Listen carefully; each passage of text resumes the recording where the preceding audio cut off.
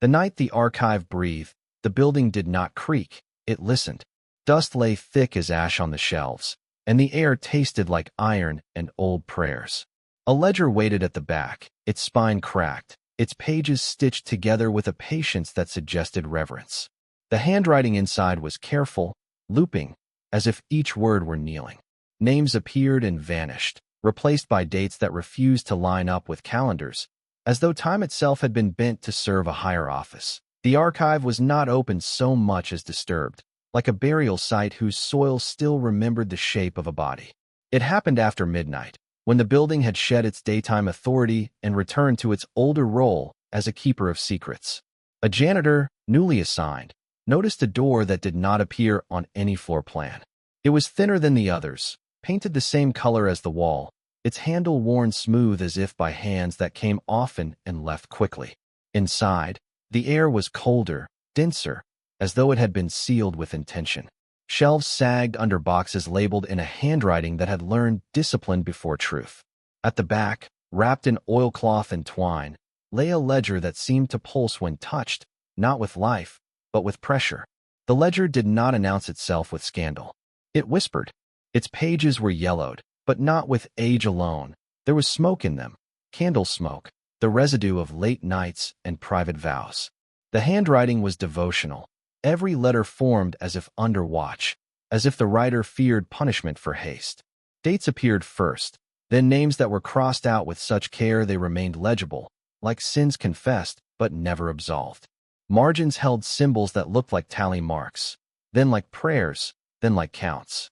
6 sets of marks repeated across different years, always accompanied by a time, between 1 and 3 in the morning, and a location that was never the same place twice.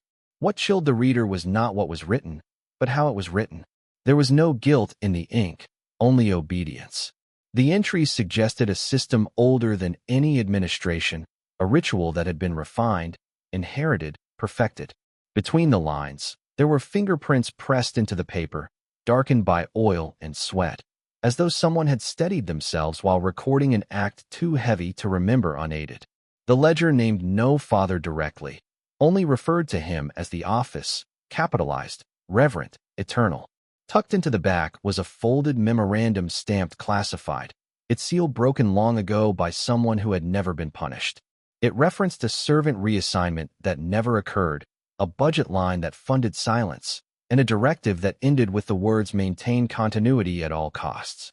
The janitor would later say the room felt occupied, that the ledger resisted closing, its pages stiff as if unwilling to return to sleep, as if the act of being read had reawakened a duty long deferred. And somewhere in the building, beneath layers of marble and flags, something that had been buried standing up began to lean forward, waiting for the next name to be written, waiting for history to remember what it had been trained to forget. She existed in the records the way a shadow exists in photographs, present only because something else blocked the light. Officially, she was listed as a domestic aide, a temporary assignment with a name misspelled often enough to suggest indifference rather than error. Her file was thin, almost ceremonial, as if completeness itself would have been an admission.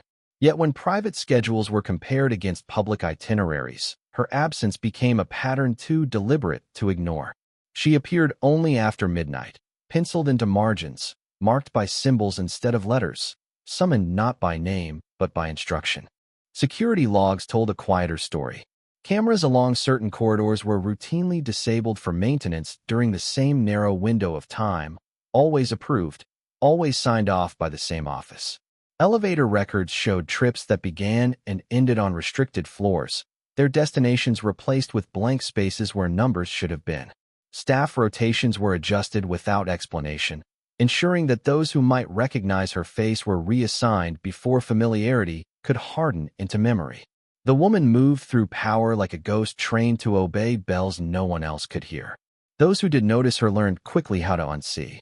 A cook remembered setting out a late tray and finding it untouched, the silverware realigned with surgical care.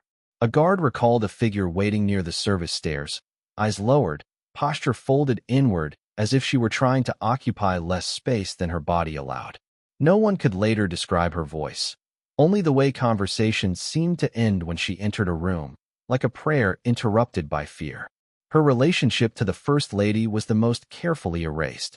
They were listed as distant relatives once, then the note was struck through, replaced with a line about charitable obligation. Letters suggest they shared a childhood shaped by hierarchy and necessity, one chosen, the other assigned.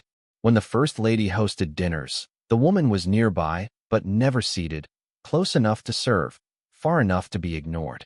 In photographs, she was cropped out or blurred by motion, her presence treated as an accident rather than an arrangement. What made her enslavement complete was not chains or contracts, but routine. She was given a room without windows, a schedule without days off, and instructions framed as favors.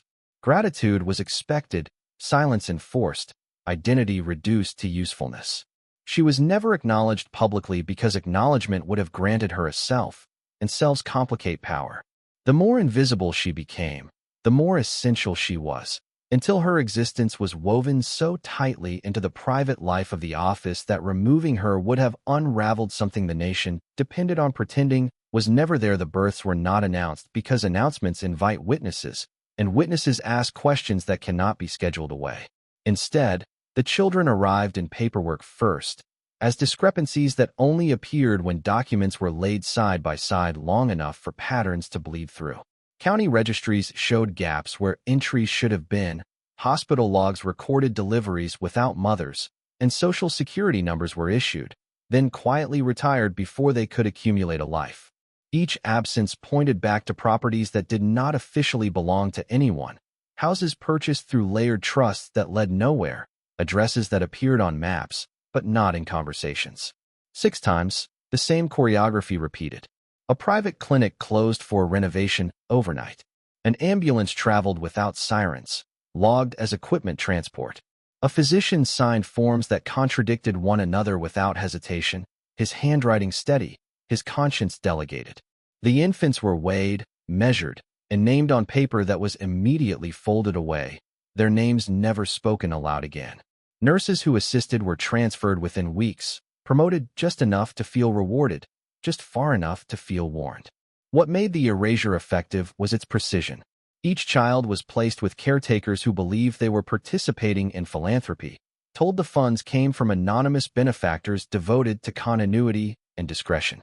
The houses were comfortable but isolated, staffed by people who rotated often, trained to treat questions as breaches of contract. The children grew up surrounded by care but starved of context, their origins reduced to a story about generosity that felt rehearsed even when no one was listening. Financial records later revealed a river of money flowing beneath these arrangements, routed through cultural foundations and security budgets, justified as national interest. The amounts were small enough to avoid scrutiny, consistent enough to suggest obligation. Every expense was designed to look temporary, though it persisted for decades, renewing itself automatically like a subscription to silence. The most disturbing detail emerged from timing. The birth dates did not align with public appearances, speeches, or travel logs. They existed in the narrow margins between events, squeezed into nights when the president was officially elsewhere, when photographs placed him smiling under chandeliers while paperwork recorded a child entering the world in a room with no windows. The impossibility was intentional, a puzzle built to discourage belief. When one clerk finally traced the records far enough to see the pattern, the realization came with a physical sensation, like pressure behind the eyes. These children were not mistakes hidden after the fact. They were anticipated, budgeted, prepared for in advance. Their erasure was not damage control but design, a system refined to produce life while denying it lineage, to create heirs who could never inherit, bodies that existed only because power required an outlet that history would agree to forget. The physician came forward only after retirement had stripped him of relevance and protection in equal measure. Age had loosened his allegiance, but not his fear, which clung to him like a second skin.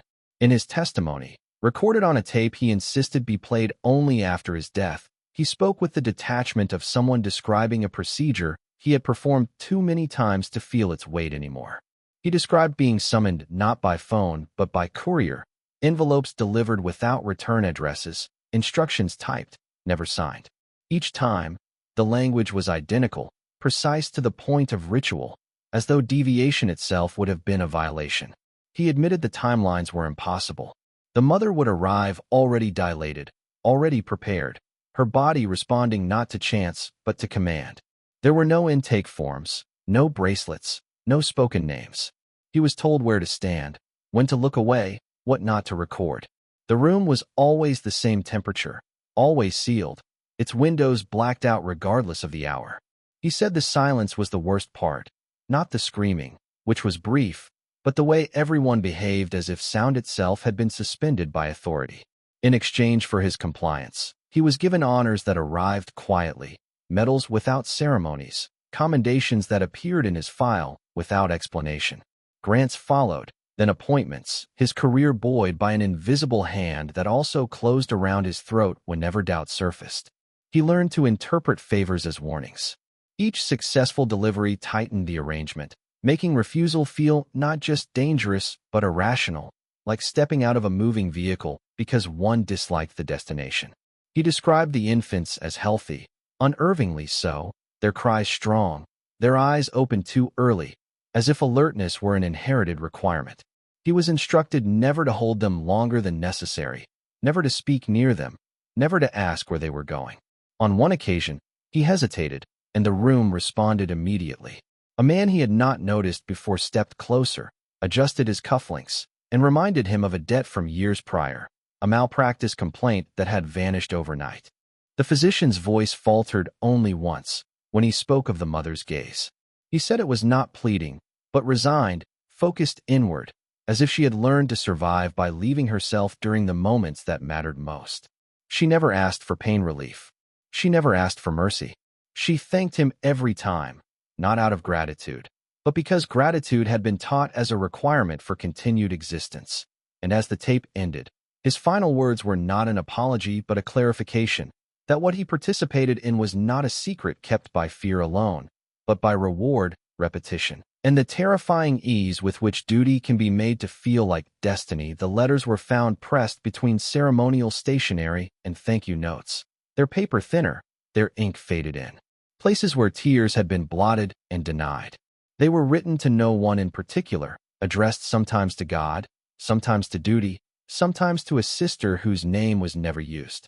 The tone was careful, reverent, disciplined, as if language itself were something that could betray her if it strayed too far from approved shapes. She wrote not of love or jealousy, but of alignment, of keeping the household in order, of the importance of stillness when the house was called to attention. In one letter, she described a dinner where silverware rang too loudly against plates, and how she apologized afterward for the noise, though she had not caused it. She wrote of learning early that obedience was not submission but choreography, a way of moving through rooms without disrupting the center of gravity.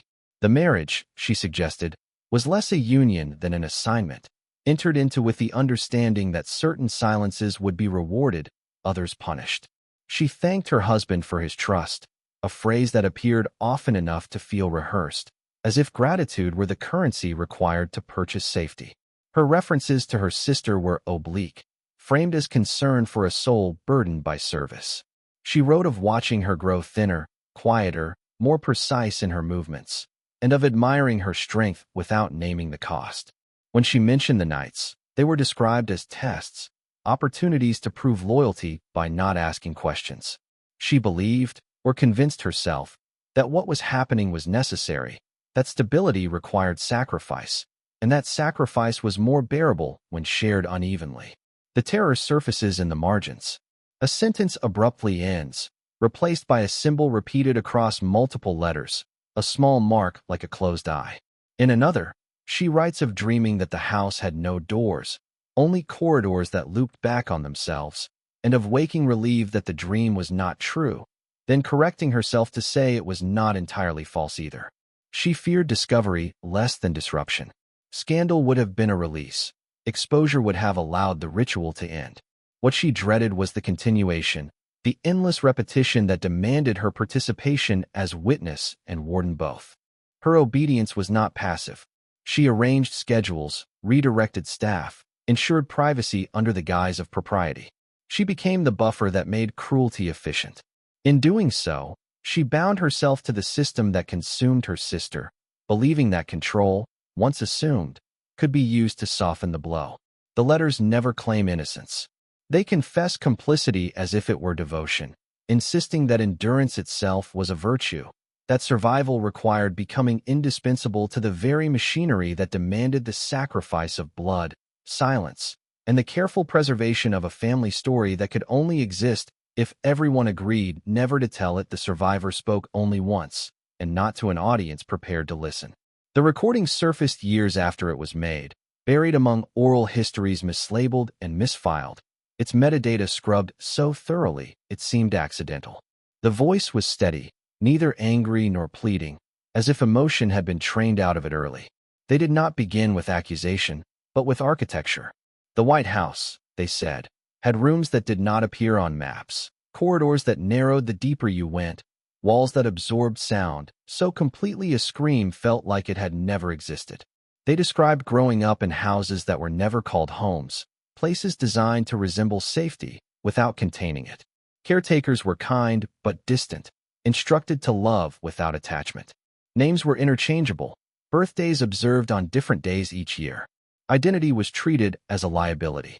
When asked about parents, they were told a story so often it hardened into fact, that they were chosen, funded, protected for reasons that could not be shared. It took years to realize that secrecy was not a shield but a leash. The first time they entered the White House, it was through a service entrance, escorted by people who did not introduce themselves. They remembered the smell more than the sight, old wood and polish layered over something metallic. They were brought to a room without windows, told to wait, told to be still. When the president entered, the survivor said there was no recognition in his face, only assessment, as though evaluating a finished product. He did not speak long. He asked questions about health, discipline, compliance. When he left, the room felt lighter, as if gravity had been briefly increased and then released. What broke the silence was not cruelty, but repetition. Visits continued, always brief, always transactional. The survivor began to understand they were not a child to be acknowledged, but a consequence to be managed. They learned to read signals, to know when to speak and when to disappear. In one visit, they passed a woman in the corridor who lowered her eyes instantly, whose posture mirrored their own so exactly it felt like seeing a reflection delayed by years. No words were exchanged, but recognition moved between them like a current. The survivor claimed the building itself enforced obedience. Doors closed softly but decisively. Footsteps echoed selectively. Certain rooms induced nausea, others calm, as if the space had been trained alongside its occupants. By the time they were old enough to leave, leaving felt theoretical, like a word learned without context. They ended the recording by saying the truth was never meant to be hidden forever, only delayed until those who benefited most from silence were no longer alive to hear it spoken aloud. The final revelation did not arrive as evidence, but as recognition, the moment when disparate truths aligned and the shape they formed could no longer be denied. Power had not merely concealed the acts. It had authored the conditions that made them inevitable. The office was not corrupted by a man. It was a mechanism that consumed proximity and rewarded silence, turning human beings into extensions of its need to endure. What had been framed as personal sin revealed itself as structural hunger, a system that required bodies without lineage, children without claims, women without names. The nation's role became impossible to ignore. Every ceremony that celebrated continuity, every speech that praised order, every vote cast in the name of stability had contributed to the environment that allowed the secret to breathe. The ledger, the schedules, the erased births were not anomalies, but symptoms. The truth did not indict a single figure. It implicated an architecture of belief that elevated preservation above humanity.